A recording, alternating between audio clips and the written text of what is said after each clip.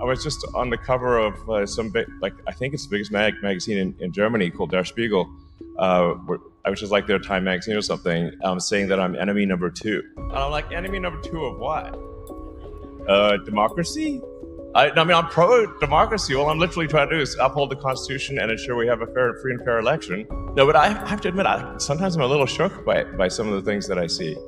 You know, like the level of vitriolic hatred on the left, which is supposed to be tolerant. They claim they're tolerant, and yet they're incredibly intolerant. Whereas on the right, I see, people sort of tend to regard people on the left as misguided, but they don't hate them. They're just mistaken. They're misguided. But the amount of hate coming from the left is like, wow, next level.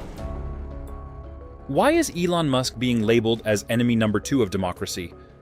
In this candid conversation, Musk reflects on his unexpected political involvement and the shocking state of free speech in America. Despite his focus on building rockets and cars, he's been drawn into the fight for constitutional freedoms as censorship and political overreach escalate. Musk dives into the hypocrisy of those claiming to support democracy while undermining the First Amendment, warning about the dangers of silencing opposing voices. He also sounds the alarm on controversial policies like California's rejection of voter ID and the growing trend to normalize disinformation. As he looks ahead to the 2024 election, Musk argues that the future of America's democracy and its constitutional rights are on the line. There's some evil stuff out there. So I think we should embrace a diversity of views, and we should have reasonable arguments, and we should have debates. That's the essence of free speech, is that ideas survive when they're competing ideas in the marketplace of ideas. If somebody says something that's incorrect, then that can be corrected. That's what happens on the X platform. People will say something, then others will add context to it, or they will correct it, or there'll be a community note. And this applies equally to the left and right. There's no thumb on the scale like there used to be. And there's no voice on the left that's been silenced, unlike in the past where many voices on the right were silenced. But they just don't seem to like the idea that people on the right can say what they want to say within the bounds of the law, which is startling. I mean, the reason for this petition in support of the Constitution is because the Constitution really is under attack. One prominent Democrat after another has been saying that freedom of speech, the First Amendment, is a bad thing. Yeah, John Kerry literally said that. And Tim Walz.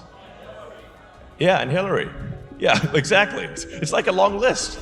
They're not like, mid-level people it's like the top people in the Democrat Party are saying the First Amendment's an obstacle, and then they will refer to it, they use the word disinformation.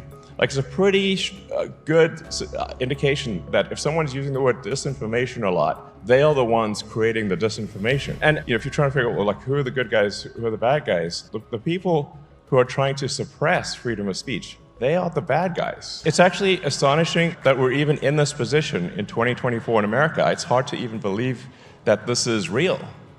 And some of the crazy stuff that I see happening, like California passing a law making it illegal to require voter ID in any election in the state. Not even from the city council.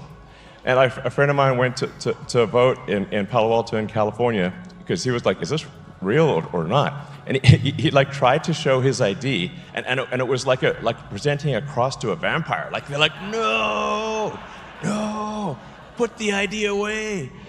Like they literally they weren't allowed to look at his ID even if he wanted to show it to them. That is the extent of the madness. This is a real thing in California right now. And if the Dems win nationally, they'll do it nationwide. Obviously, that's what's going to happen. And there will be no democracy. That's why I think this is the most important election of our lifetime. But President Trump is the only one who can save democracy. I'm still blown away that a bunch of this stuff is even real. And every week that goes by, something crazier happens. Right, there's like this movement to suppress freedom of speech throughout the world. Yep. I think with the Trump presidency, we're going to get secure borders, we're going to get safe cities, we're going to get sensible spending, we're going to get deregulation. So we have sensible regulation, and we can unlock the power of the giant that is America. And we're going to uphold the Constitution. We're going to strengthen freedom of speech, right to bear arms, and the freedoms that people treasure, and reduce the burden that the federal government places upon the states and the people within the states.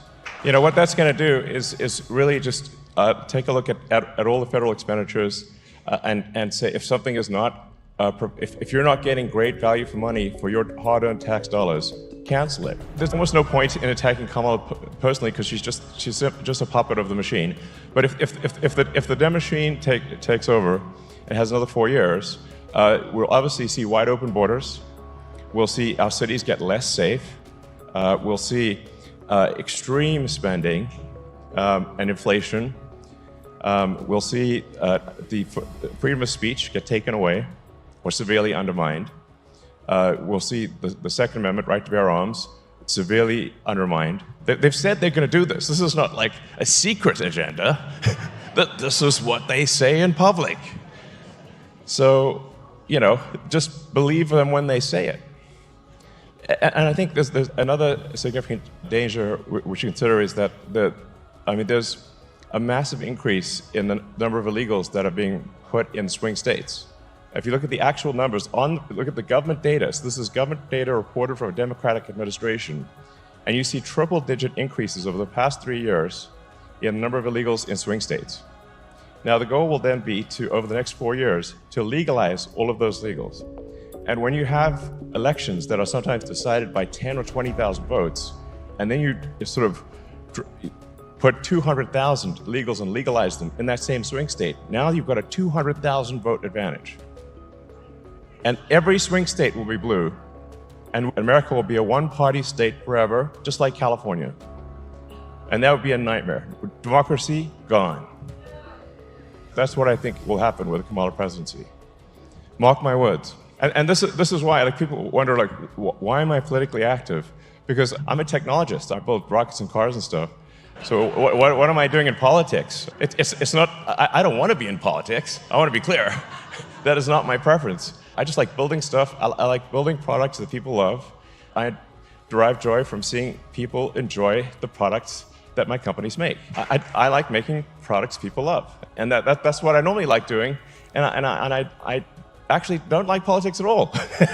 I hate politics.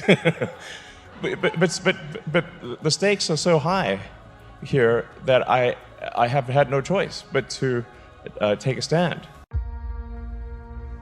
I've had quite a few friends call me and say, you should definitely improve your security. I'm like, that's probably a good idea. You know, this is an election that I think, frankly, is a fork in the road of destiny. You know, it really is. So, you know, it's essential.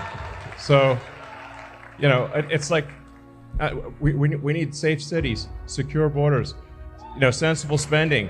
I mean, basic stuff. You know, yeah. I mean, obviously with Trump, the great thing is that we have a real individual who is not beholden to anyone, and that's what scares the machine. Journalism is dead. Like, what the heck is going on? It's bizarre. Is free speech alive in today's world? Elon Musk opens up on the importance of citizen journalism, the flaws of legacy media, and his vision for a transparent, people-driven platform like X. In a time of overwhelming misinformation, Musk emphasizes the need for citizens to share real, unfiltered news and discuss the issues shaping society, from AI to the economy and the future of education. Tackling everything from border security to government spending, he warns that without efficiency and serious reforms, we may be headed for economic collapse. Join Musk in reimagining media, government, and the future of knowledge for everyone.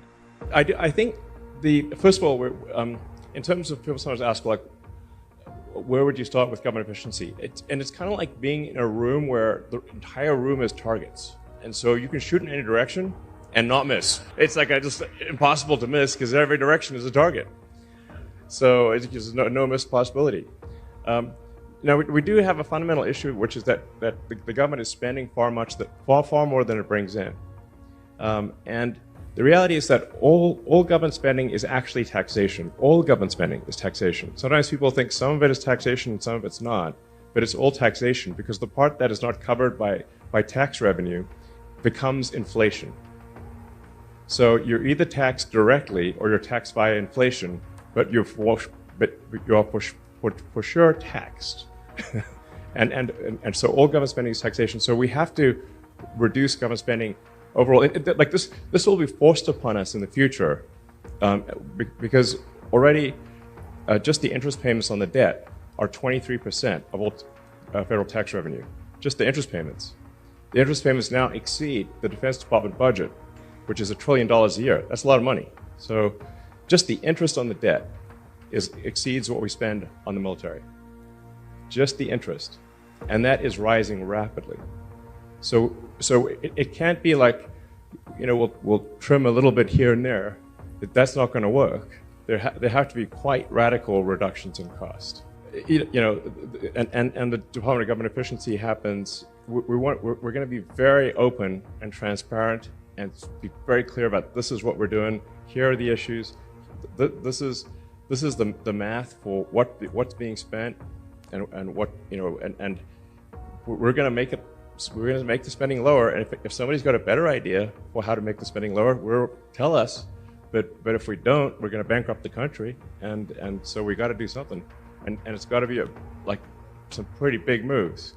I mean, I do think like that old school journalism. I call it the legacy media because it is kind of legacy media, because it is from a time when, in order to learn any news, you had to aggregate the news to some central publication, and then some editor would decide what people should hear, and then they'd print the newspaper with like a lot of paper, literally, and then distribute that paper, and that's how you learn things.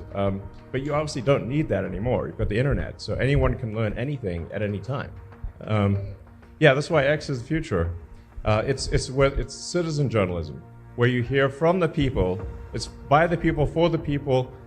That's what it's all about. This is a super big deal, and it's absolutely fundamental and transformative that the people actually get to decide the news and what the narrative and what matters, and that the legacy media is basically controlled by a handful of editors-in-chief. That's it. They decide what's going to get published.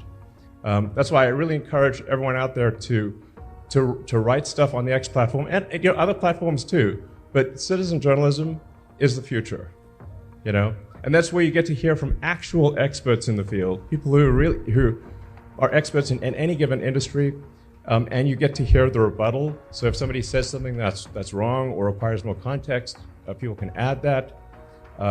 X has got community notes, which is great.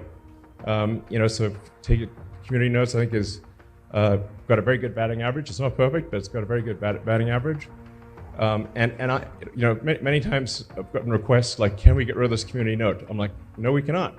Not even a community note on myself. So with community notes, all the code is open source, all the data is open source, so you can recreate any given community note independently.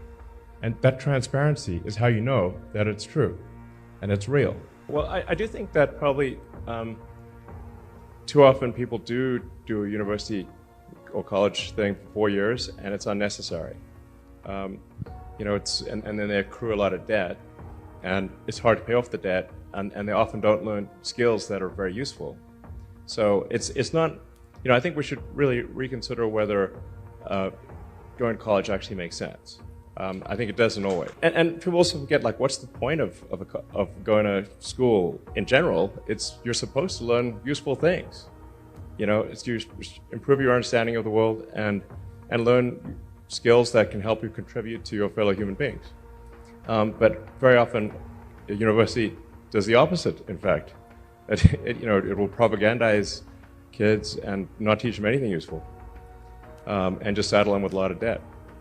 So I think what really matters is, like, are you doing something useful to help your fellow human beings?